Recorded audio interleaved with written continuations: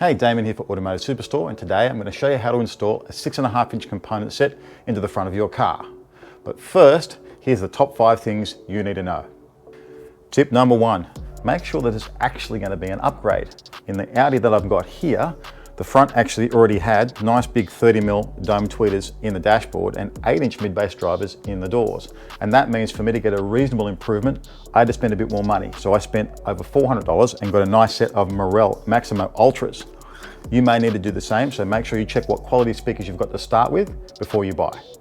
Now tip number 2, with your budget, if you've budgeted some money for your front speakers and some more money for your rear speakers, take your rear speaker budget and put it with the fronts and just buy one set of really good speakers. One set of great speakers will always sound better than 2 pairs worth half the price. Tip number 3, a 6.5 is not necessarily a 6.5, so you need to check the measurements before you buy. My housings require a 6.5-inch driver or one that is 165mm from edge to edge to fit inside this surround. For example, this driver here is advertised as a 6.5, and it is 152mm from edge to edge, so it's too small. This driver here is called an MW162. You'd think that would be 162mm. No, it's 174, so it's too big, even though it's also a 6.5. So when I checked Morel's measurements and they said it's 165mm from edge to edge on the outside, that's what it is, and therefore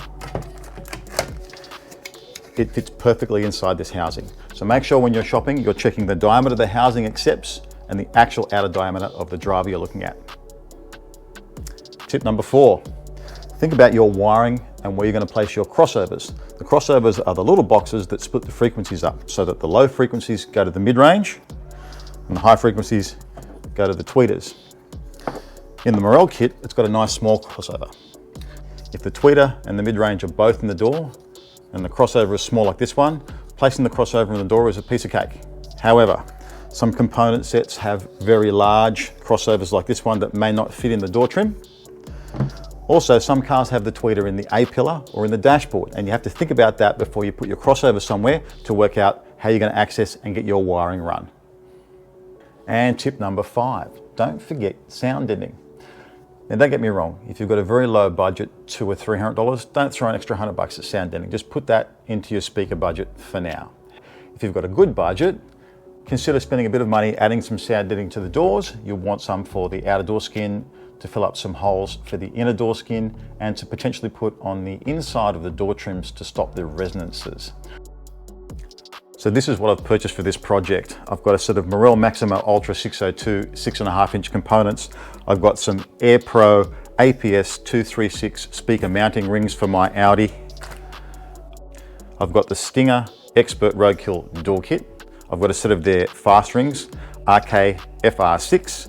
I have their installation kit with roller and knife. That's the RK install kit. For tools, I'm using a cordless drill. I've got some trim removal tools. You can get these on our website also. I've got some Torx bits, some screwdrivers, side cutters, wire strippers and pliers. I've got a AAA battery, which we'll use a little bit later on, a soldering iron and some solder, and some electrical tape, or you can use some shrink tube if you like, and you may need something like a glue gun to mount your tweeter depending on your car and the application. But let's get stuck into it. So the first task is obviously going to be to remove the door panel on your car. Every car is different. What I tend to do is I'll jump online and I'll just search the model of vehicle I've got and I'll say door trim removal, and you'll find a YouTube channel or someone's blog post or some sort of explanation as to how to remove the door panel off your specific car. Invariably, where the door pull is, which is the anchor point to close the door, there's going to be a screw at the top and the bottom of that on most vehicles. On the Audi, you have to remove the grille covering what is normally a position for an aftermarket speaker, and then there's a Torx bit in here to remove one screw that's above. There's also a hole in the trim here, another Torx bit to remove a screw from below. So once you've removed those screws, there's going to be clips all the way around the edges of the door trim. We sell trim removal tools like these ones here on our website. They're very handy in helping to get behind the trim, between the trim and the door skin, to help leave the clips open. Once the door trim's off, there's going to be a couple of connections to look for. So one will be for the inner door pull. That's that one there. And then if you've got power windows and things like that, you'll have a switch or a plug like that one there.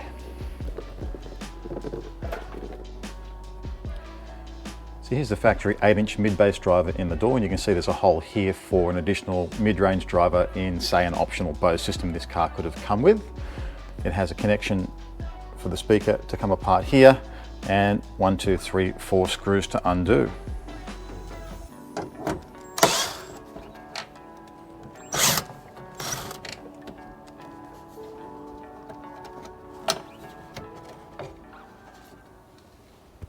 So here's the door trim off the car.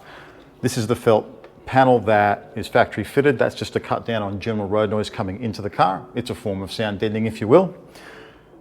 Now, another tip for you is with the sound deadening mats, the common application you'll see is people applying them to the outer door skin on the inside and the inner door skin all over. I prefer to put it on these panels. These are way more prone to make noise inside the car that you're going to hear, because when your speaker's going backwards and forwards, it's energizing these. These make a terrible speaker box. So what I do is I grab my Stinger Roadkill, I grab one sheet of the 6 that come in the box, I get my Stinger installation kit and I cut out a bunch of the deadening sheets that will go over these panels and keep them nice and quiet.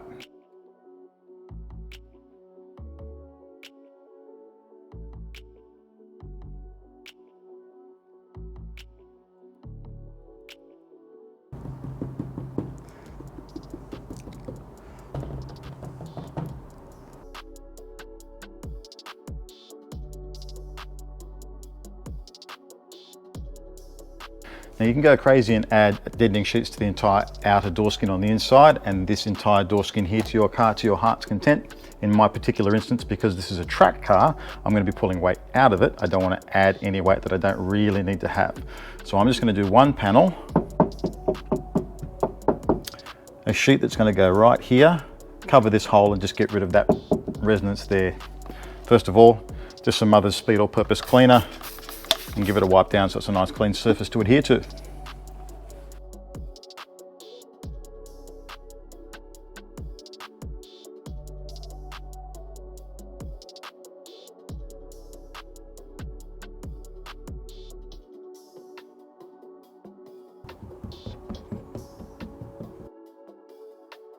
So in this case, we're going from an 8-inch down to a 6.5. So here's the factory 8-inch, and the 6.5 obviously is a smaller diameter. I want to fill that gap in, and for that I've got some Stinger fast rings. They come in this kit and they give you a number of different rings in different sizes, and one that will go around the outside of a 6.5-inch speaker ring like this, and increase it in size so that when I put this back into the door and put the door trim on, it'll seal around and sound does not spill into the door trim itself. Pretty cool. So here's the speaker baffle just ready to mount on. Our 4 screws in.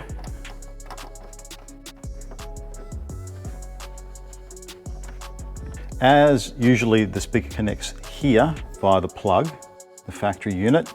What I've done is I've taken that wire and I've just drilled a small hole in the baffle here, and I've run the wire through, and I'll be connecting these wires to here. But now we can connect our terminals.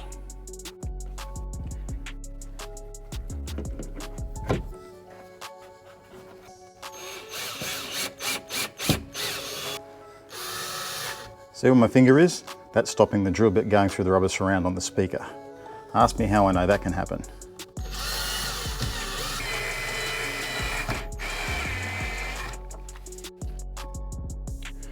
So it's time to connect our speaker. The question is, how do we know for sure which one of these is the positive and which one of these is the negative? Now, being red and brown, it's a fairly obvious color scheme in this particular instance, but it's not always. So let me show you a trick. Remove the connector, leaving a reasonable amount of length on the leads. Grab your factory speaker Plug it back in. Grab yourself a AA or AAA battery and connect the positive to, let's call it the red this time round, and then negative to the other. And you'll hear her, and you'll see there, see the cone of the mid-range pulsing forwards. If it pulses forwards, then what you've connected to the positive is the positive wire. It's simple as that. After a quick solder, if you haven't got any heat shrink, just a bit of insulation tape. Now it's just a matter of reversing the steps to put the door trim back on.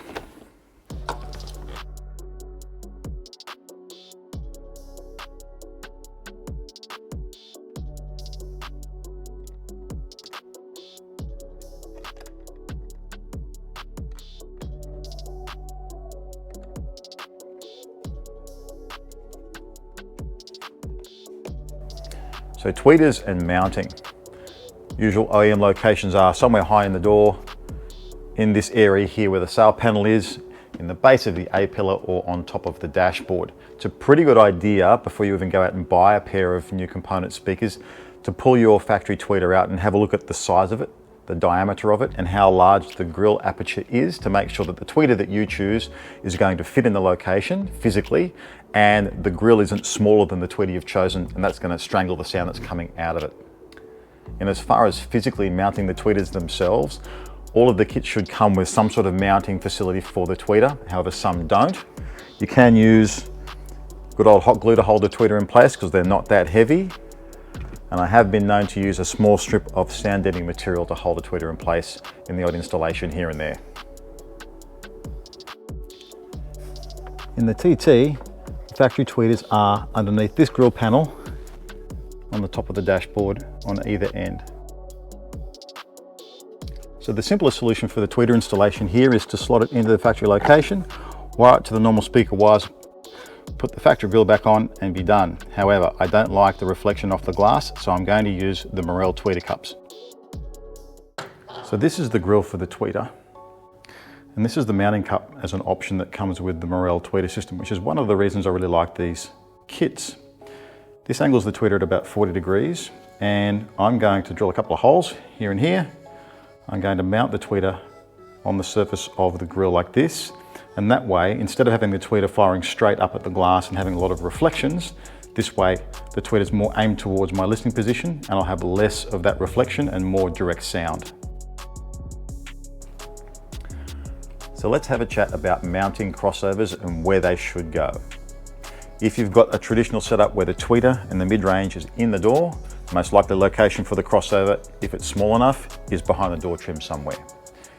If you've got a situation where the tweeter is elsewhere, like in this car, it's in the top of the dashboard, an option may be to find where the wires come down to the kick panel and mount the crossovers in the kick panel, or just run a fresh wire to where the tweeter is going to be. If you've got a situation where each of your speakers runs a wire to somewhere else in the car where you've got an amplifier located, maybe the place for the crossover is going to be near the amplifier. In this car, I'm not going to be using the passive crossovers at all. It takes a special setup to do that. Let me show you how that works. So let's have a little bit of a deep dive into crossovers for a moment. This is the passive crossover that comes with this kit. On factory speakers, they cheapen out on that. They don't provide any crossover at all to take away the high frequencies or the low frequencies from the mid-range drivers, which is why they tend to sound fairly average. And on the tweeters, like these two examples here, these little capacitors here and here act as a very rudimentary crossover to protect the tweeters from low bass information. So this chart here is a very simple way of understanding crossovers, their importance and what they do. And so bass tends to happen between 20 Hertz and 100 Hertz. We consider mid-range to be between 100 Hertz and 5 kilohertz or 5,000 Hertz. And then from 5,000 Hertz to 20,000 Hertz is treble, which is why crossovers are really important to keep each speaker playing in the band it's designed to play. Now in a very simple system design where you've got a set of components with a passive crossover splitting here, this is the high and low pass that the passive crossover provides. This high pass filter here is usually added at the amplifier or at the head unit, and the low pass filter, if you use a subwoofer, is also added at the amplifier or in the head unit. If you don't have a subwoofer in the system, you don't apply a high pass filter, and just be careful how much bass you crank into your mid-range speakers. Now in this car, I'm using a Pioneer head unit that has something called network mode, and that's available in a lot of the high-end head units that we sell. It allows me to run a separate output for the treble, mid-range and bass, and I can control these crossover frequencies and slopes from the head unit itself, and it allows me to tailor the sound in a much more accurate way and get higher sound quality. So that's a nice easy DIY and a fantastic sound quality upgrade. Down below you'll find links to all the products that we used in this specific DIY. You'll also find some links to other projects that I've done on the channel. While you're down there, like and subscribe and maybe leave a comment, and I'll see you on the next one.